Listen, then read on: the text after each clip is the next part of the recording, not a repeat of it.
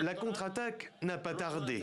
À peine annoncée, la décision d'une partie de la communauté internationale de rejeter la validation par la Cour suprême vénézuélienne de l'élection de Nicolás Maduro, que le pouvoir en place à Caracas l'a qualifié d'acte inacceptable d'ingérence et exigeait le respect absolu de sa souveraineté.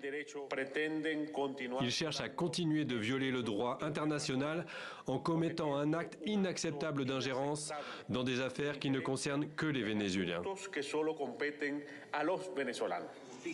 La Cour suprême du Venezuela a sans surprise validé ce jeudi le résultat de l'élection présidentielle malgré les allégations de fraude. Début août, le Conseil national électoral avait ratifié la victoire de Nicolás Maduro sans fournir le décompte exact ni les procès-verbaux des bureaux de vote, assurant avoir été victime d'un piratage informatique dont l'existence est mise en doute par le chef de l'opposition.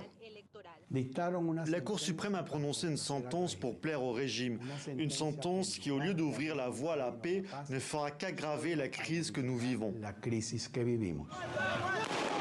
Au lendemain du scrutin du 28 juillet dernier, la répression brutale des manifestations provoquait la mort de 27 personnes et faisait quelques 200 blessés. De sources officielles, 2400 personnes ont aussi été arrêtées depuis, accusées notamment d'avoir été recrutées pour générer des violences et favoriser un coup d'État. Des arrestations massives qui plongent une partie du pays et l'opposition dans la peur. Ce vendredi, le parquet a annoncé que le candidat de l'opposition allait être convoqué par le parquet.